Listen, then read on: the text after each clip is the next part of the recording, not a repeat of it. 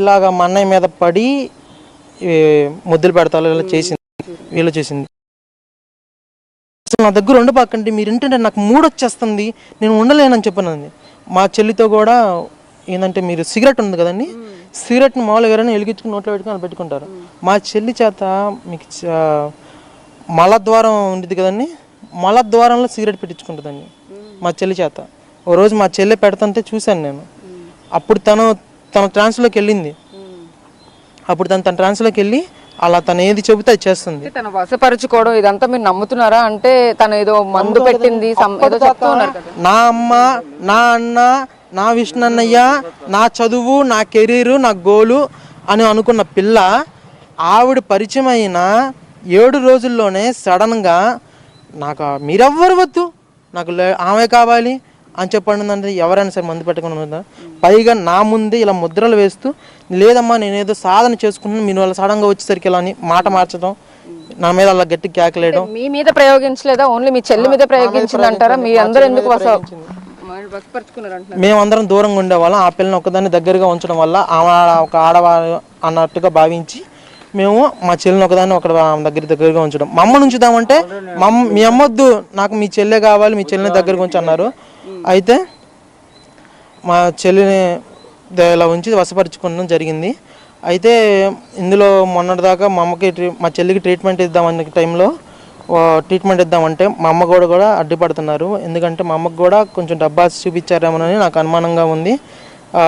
మా అమ్మ కూడా ఇప్పుడు బాధపడుతున్నారు కానీ డబ్బాస్ చూపించినప్పుడు మా అమ్మ ఇలాగా ట్రీట్మెంట్ జరగనివ్వకుండా రకమే అంటారా మీ అమ్మగారు కూడా? అంటే డబ్బులు చూపిస్తే అంటే ఏమైనా ఫైనాన్షియల్గా ఉపయోగపడతాయని అనుకుని భావించుంటారా? ఫైనాన్షియల్ భావించాలని అనుకుంటున్నాను. సాధన నేర్పించి పంపించేస్తానని చెప్పాను. మా అమ్మకి అలా మాయ మాటలు చెప్పి కొంచెం డబ్బాస్ చూపించారు. మా అమ్మగారు కూడా మా చెల్లికి ట్రీట్మెంట్ జరగనివ్వకుండా అడ్డుపడ్డారు. ఆ టైంలో ఒక మజ్జిగలో ఏదైతే మందు ఉందో ఆ మందు కక్కించడానికి మెడిసిన్ కలిపి ఇస్తుంటే మా అమ్మగారు కూడా ఇవ్వనివ్వలేదు. ఆ టైంలో లేడీ గారు కూడా ఫోన్ చేసి ఇవ్వద్దు, ఎలాంటి ట్రీట్మెంట్ తీసుకోవద్దని చెప్పని అన్నట్టుగా మాకు తెలిసింది. అందుకని సో మీరు డైరెక్ట్గా మాట్లాడి శ్రీవర్షిని పంపించమని అడగలేకపోయారా అఘోరిని? తన మందుల వల్ల ఆ లేడీ గారి చేసిన ఇన్ఫ్లుయెన్స్ వల్ల మా చెల్లి మానసికంగా కుంగిపోయి నేను వెళ్ళను వాళ్ళతో, నాకు మా అమ్మ నాన్న వద్దంటున్నారు. తను మెయిన్గా ముఖ్యంగా చెప్పాలంటే మా చెల్లి మానసికంగా బాగోలేదు.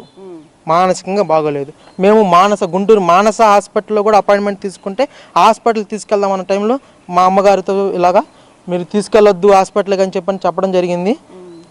అందుకని ఇలా హాస్పిటల్కి తీసుకెళ్ళకుండా అదే రోజున వెళ్ళిపోవడం జరిగింది మా చెల్లి. సో ఇప్పుడు మీరు కంప్లైంట్ ఇచ్చారు కదా, పోలీసులు ఏమంటున్నారు? మీ చెల్లిని మళ్ళీ రిటర్న్ మీ ఇంటికి పంపిస్తాను తీసుకొచ్చి మాట్లాడిచ్చి ఆ పిల్లని వాళ్ళ సంక్షంలోనే ఆ మానస హాస్పిటల్కి తీసుకెళ్లి ట్రీట్మెంట్ ఇప్పిస్తానన్నట్టుగా మాకు చెప్పారు. అఘోరిని తీసుకొస్తా అన్నారా? కస్టడీలోకి అఘోరితో ఇప్పుడు మా చెల్లి ఉంది కాబట్టి తీసుకొచ్చి అక్కడ ఉంచి ఒక కానిస్టేబుల్ని ఇప్పించి మా చెల్లిని మమ్మల్ని తీసుకుని మానస హాస్పిటల్ తీసుకెళ్ళి ట్రీట్మెంట్ ఇప్పిస్తాను అన్నట్టుగా అన్నారు ఎస్ఐ రవీంద్ర గారు. అంటే చాలా వైలెంట్ గా బిహేవ్ చేసిన పరిస్థితులు మనం చూసాం అఘోరి చాలా సార్లు. ఇప్పుడు మీ ఇంట్లోనే ఉన్నారు అని అంటున్నారు, మిమ్మల్ని కొట్టడం కానీ అలాంటివి ఏమైనా చేశారా ఇంట్లో? మా ఇంట్లో ఉన్నప్పుడు అంతా బాగానే ఉందండి. సెక్సువల్ హెరాస్మెంట్స్ చేశారు బాగా మిమ్మల్ని కూడా. నాకు అది కావాలి, నాకు ఇవ్వండి అని చెప్పని. సో ఇదిగో ఈ పర్సన్ ని కూడా మాట్లాడడం అంటే ఈయన మీద ఎక్కడం కానీ తన ముద్దులు పెట్టడం అవన్నీ చేశారు. అప్పుడు ఎలా అనిపించిందండి? మీరేం అడ్డుకోలేదా? తోసేసేవాడిని అండి. తోసేసినా కూడా తనకి నాకన్నా బలం ఎక్కువ. 2 చేతులు మడత పెట్టేసి వెనకాలకి పెట్టేసేసి బుగ్గలు గట్టిగా కొరకటం. ఇప్పటికీ అది ఇంకా చూడండి ఇలాగా. ఇదంతా కూడా ఈ నెల రోజుల్లోనే జరిగిందండి. ఈ 30 days లోనే జరిగింది ఇదంతాను. మీదకి కొరకడాలు, గొడవ చేయడాలు.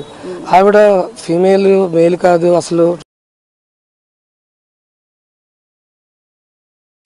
తనకి ఆడవాళ్ళు కావాలి. ఇప్పుడు మీకు కనిపిస్తుంది ఒక శ్రీవర్షిని. కానీ మాకు ఈ 10 రోజుల్లో మేము తెలుసుకుంది ఏంటంటే ఇందులో ఒక ఆవిడ పెద్ద పెద్ద కేకలు పెడితే అక్కడ ఉన్న ఇన్స్పెక్టర్ కూడా పట్టించుకోలేదు.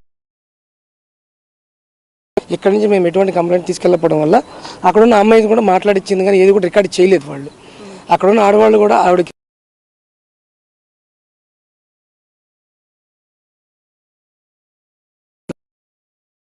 సెక్షువల్ హెరాస్మెంట్స్ ఉన్నాయి. దీనితోడు అమ్మాయి కాదండి, పూర్తిగా మగ లక్షణాలు ఉన్న ఒక అల్లూరి శ్రీనివాస్ మాత్రమే అది. దీనికి సంబంధించి వివరాలు కూడా మీకు హైందవ డెవలప్మెంట్ సొసైటీ అధ్యక్షుడు మన అనిల్ బెహ్రా గారు అని చెప్పి గుంటూరులో ఉంటారు.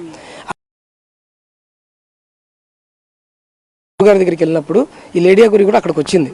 అక్కడికి వచ్చినప్పుడు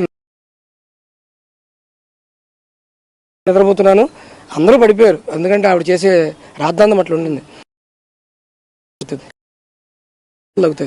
ఆ తాగి ఏం చేస్తుంది, అన్నిటికీ డబ్బులు ఎక్కడి నుంచి వస్తున్నాయండి?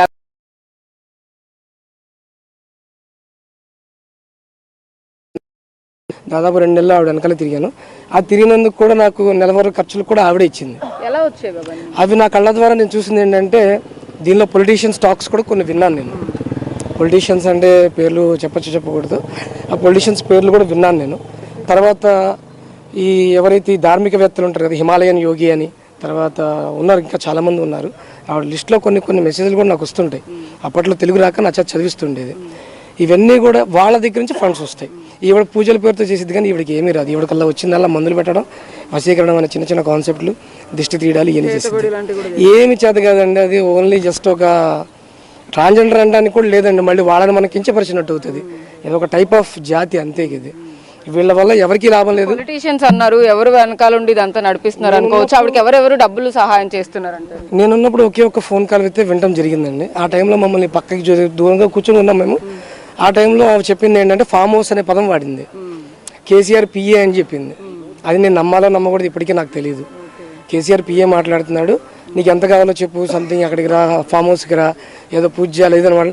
ఏమికి ఏమి రాదు, ఆయన ఏం చెప్పించుకుంటాడో నాకు. మీరు విన్నారా కాల్స్ లో మాట్లాడడం కానీ, ఈ పర్టికులర్ పార్టీకి సంబంధించిన వాళ్ళు కానీ, లేకపోతే కేసీఆర్ వాళ్ళు ఎక్కువ ఉంటారండి. షామీర్పేట, తర్వాత ఈ మన హైదరాబాద్ పరిసర ప్రాంతాల్లో ఈ బీజేపీ వాళ్ళు ఎక్కువగా ఉంటారు. ఈ దర్గా విషయంలో మాట్లాడేది కూడా తను ఏం చేస్తున్నది అనేది మర్చిపోవడానికి మాత్రం ఇది వాడుతుంది. మీరు చూడండి, ఆమె యూట్యూబ్ వీడియోస్లో వరుస పెట్టి ఒక 4-5 వీడియోలు వస్తాయి. తర్వాత 10 రోజులు రాదు. ఎందుకని? ఈ 10 రోజులు ఏదో ఒక అమ్మాయిని సెలెక్ట్ చేసుకుని వెళ్ళిపోతుంది, తను ఉండదు. ఆ అమ్మాయిలో కొంతమంది హైదరాబాద్లోనే ఒక ఆవిడ ఫిల్మ్ ఇండస్ట్రీకి సంబంధించి ఒక ఆవిడ ఉంది. ఈ దానిలో ఒక కుక్కలతో సంబంధించి ఒక వీడియో ఉంది. ఆవిడ కూడా ఈవిడ బాధితురాలే, కానీ ఆవిడ బయటికి రాదు. నేను మంచిదాన్నే అంటే బాగానే ఉన్నాను అనుకుంటారు, కానీ మందుల ఎఫెక్టెడ్తోనే ఉన్న అమ్మాయిలు ఈమె చుట్టూ తిరిగేది. రాజస్థాన్లో ఒక అమ్మాయి ఉంది, బీహార్లో ఒక అమ్మాయి ఉంది. సిగరెట్ ఇవేనా, ఇంకా డ్రగ్స్ లాంటివి ఏమైనా అలవాటు ఉన్నాయి? మేము డైరెక్ట్గా చూడలేదు, కానీ అవి ఖచ్చితంగా ఉండొచ్చు. మాకు చూపించదండి, మాకు ఎప్పుడు కనిపించలేదు. కానీ ఆవిడ చేస్తుంది సంథింగ్. ఆ గంజాయి కూడా సంథింగ్ విన్నాను, కానీ నాకు అలవాటు లేదని అబద్ధం చెప్తుంటుంది. ఎప్పుడు కారులో ఏదో ఒక పరికరాలు, ఏదో ఒక చెత్త తీసుకొస్తూనే ఉంటుంది. చాలాసార్లు పోలీసు వాళ్ళు కూడా నన్ను ఆపారు, కారులో ఏమన్నా బ్యాడ్ థింగ్స్ ఉంటే నాకు ఇన్ఫార్మ్ చేయండి అని. ఏమీ నాకు కనిపించలేదు, నేను ఎప్పుడు వాళ్ళకి ఏం చెప్పలేదు. మెయిన్ రీజన్ ఏంటంటే, ఇప్పుడు కూడా నేను మీకు ఎదురుపడి మాట్లాడడం కారణం ఏంటంటే, తను చేసేది ఓన్లీ అమ్మాయిల్ని ఎఫెక్ట్ చేయడం. గో సంరక్షణ శాఖ అంటది, అంటే ఏమిటో తెలియదు. అమ్మాయిలు రక్షిస్తానంటది. ఇదే వ్యక్తి తన కూతురు ఇంట్లోంచి వెళ్ళిపోయిందని ఫోన్ చేస్తే, అమ్మాయిలు కాపాడుకుని చేతగాని నా కొడక అని చెప్పి తిట్టింది. అది కూడా నా దగ్గర రికార్డు ఉంది. ఇప్పుడు కూడా ఈరోజు మార్నింగ్ ఒక వీడియో వదిలేరు, వాళ్ళు నా గురించి వదిలేరు. విష్ణు నా పేరు మీద వదిలేరు. నేను పెంచిన తరహాలో నేను ఉన్నా. సొంత అన్నయ్య వాళ్ళ నాన్న, వీళ్ళమ్మ సంథింగ్ ప్రాబ్లంతో ఆవిడ రివర్స్ మాట్లాడుతుంది. అది ఎందుకు ఏంటనేది అది చూసే ప్రజలకు కూడా తర్వాత అర్థమవుతుంది. నేను ఎప్పుడన్నా వీళ్ళిద్దరు ఇన్ఫ్లుయెన్స్ చేసి ఈ 15 రోజుల్లో తీసుకొచ్చాను అయ్యా మిమ్మల్ని? లేదండి, మా అంతటి మేమే వచ్చాం, కానీ మా పిల్ల కావాలి, మా చెల్లెలు మాకు కావాలని చెప్పని, మా నాన్నగారికి మా కూతురు మాకు కావాలని చెప్పని మా అంతటి మేమే వచ్చాం, కానీ ఏనాడు ఆయన ఇన్ఫ్లుయెన్స్ చేయలేదు. నేనే ఇన్ఫ్లుయెన్స్ చేశాను, నేనే దాన్ని ఇబ్బంది పెడతాను. ఇప్పుడు ఫైనల్ గా అఘోరి గురించి చాలా నిజాలు చెప్తూ ఉన్నారు మీరు, అంటే ఇంకా ఏమన్నా బయట పెట్టే అవకాశం ఉందా? మీరు ఏమైనా చెప్తారా? ఇప్పుడు ఒక విషయం కూడా చెప్తానండి. దీనిలో అసలు విషయం ఏంటంటే, ఇప్పుడు ఎక్కడైతే మనకు తణుకు రాజేష్ నాజీ అఘోరి గారి దానిలో జరిగిన విషయంలో అక్కడ తప్పు జరిగిందా లేదని తీసి పక్కన పెడితే, అక్కడ ఈవిడ ఏం చేసింది అనే కాన్సెప్ట్ చాలా పెద్దదండి. రాత్రిపూట వీళ్ళ అమ్మాయి నిద్రపోతుంటే ఎలాంటి స్థితిలో ఉందంటే, పడిపోయింది ఆ పిల్ల, పడిపోయింది. ఆ పడిపోయిన పిల్లకి బట్టలు లాగి తను ఏం చేసిందో ఒక వీడియో ఉంది ఆల్రెడీ, కానీ మాకు ఇవ్వట్లేదు వాళ్ళు. ఆ CC footage Tanuku Rajesh Nazi Aghori గారి దగ్గర ఉంది. దానిలో బట్టలు తీసేసి ఆవిడ మీద పడుకొని ఉన్న వీడియోలు, కానీ అది చాలా చేసింది. వీటన్నిటి సాక్ష్యం ఎవరంటే, కుకట్పల్లిలో స్వాతి అని ఒక సాఫ్ట్వేర్ ఇంజనీర్ ఉందండి, ఆవిడని ఆద్యనాథ్ అంటారు. అక్కడ గురు పరంపరలో ఆద్యనాథ్ అంటారు. ఆవిడ దగ్గర కూడా వివరాలు ఉన్నాయి. ఆవిడ మొబైల్లో కూడా ఈవిడ చేసే అరాచకాలు ఉన్నాయి. ఆవిడే ఇప్పుడు ఇదంతా చేయడానికి కూడా ఆవిడ ఇన్ఫ్లుయెన్స్ కూడా దీనిలో కొద్దిగా ఉంది. టోటల్గా ఏం చెప్తారు? అసలు ఈ ఆగడాలు ఆపడానికి కోసం అని చెప్పి నేను కూడా చాలాసార్లు, నిన్న కూడా అండి షామీర్పేటలో ఈ కంప్లైంట్ నేను తీసుకోను అంటే, సరే ఇప్పుడు నాకు ఈ కారు కనిపించింది, దీని మీద నెంబర్ లేదు, ఈ నెంబర్ ప్లేట్ గురించి నాకు వివరణ ఇవ్వండి అని చెప్పి నేను 100 కంప్లైంట్ చేశానండి. లోపల నుంచి ఎస్ఐ గారు పరిగెత్తుకుంటూ వచ్చి ఇప్పుడు 100 కంప్లైంట్ అంటున్నాడు ఆయన. నేనేం మాట్లాడాను నాకేం అర్థం కాక సర్లేండి అన్న. ఎందుకంటే నన్ను కొట్టే పరిస్థితి కనిపించింది నాకు అక్కడ. పోలీసులు కూడా నా మీద రివర్స్ అయ్యి కొట్టే పరిస్థితి ఉంది. అసలు ఈమెను చూసి ఎందుకు భయపడుతున్నారు కూడా అర్థం కావట్లేదండి. She's not an Aghori, she's nothing అండి అక్కడ. లేవంటారా అంటే ఇప్పుడు ఏదో పవర్ ఉంది వశపరుచుకుంది అని అంటున్నారు అంటే ఆవిడకి ఏదో పవర్ ఉందనే అర్థం. అంటే ఏం పవర్స్ లేవంటారా ఇప్పుడు మీరు అంటున్నారు? పవర్ అనేది అంటే మీరు పవర్ జనరేట్ చేయడం అంటే ఇప్పుడు నేను ఇక్కడ నుంచి ఉంటే కింద మట్టి ఇలా పైకి తీసుకురావడం దాన్ని పవర్ అంటారండి. ఇది మందులతోనూ లేదంటే ఆకు పసరులతో చేసేదాన్ని వైద్యం అంటారండి. ఇలాంటి వాటితో చేసి అమ్మాయిని తీసుకెళ్ళిపోతుంది. ఇలాంటి దీన్ని వశపరచుకోవడం దీన్ని ఆ టైపులో అంటారండి.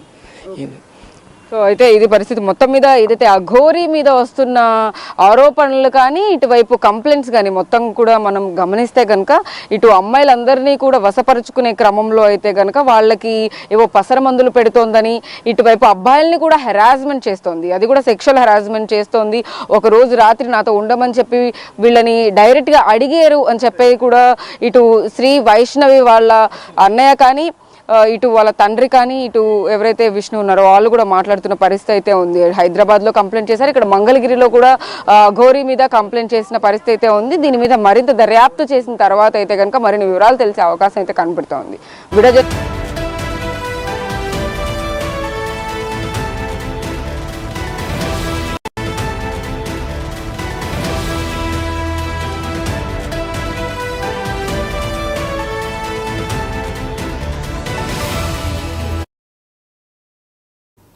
Breaking news. అఘోరీపై మంగళగిరి పిఎస్ లో కేసు నమోదైంది. దీనికి సంబంధించి శ్రీవర్షిని తల్లిదండ్రులు తమ కూతుర్ని అఘోరి కిడ్నాప్ చేసిందంటూ కూడా కేసును నమోదు చేశారు. మంగళగిరి పిఎస్ లో ప్రస్తుతం అఘోరీపై కేసు నమోదైంది. పోలీసులకు శ్రీవర్షిని తండ్రి కోటయ్య ఫిర్యాదు చేశారు. అఘోరి దగ్గర కొన్నాళ్లుగా ఉంటున్న శ్రీవర్షిని అమ్మా నాన్న వద్దు అఘోరీనే ముద్దు అంటుంది. ఇక నా కూతురికి మందు పెట్టి వశం చేసుకున్నాడంటూ శ్రీవర్షిని తండ్రి కోటయ్య చెప్పుకొస్తున్నారు. అందువల్లే మా అమ్మాయి మా వద్దకు రావడం లేదు, అఘోరి నన్ను సెక్సువల్ గా టార్చర్ పెట్టాడంటూ శ్రీవర్షిని అన్నయ్య కూడా వాపోతున్నాడు.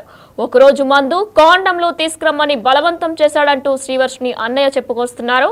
అఘోరికి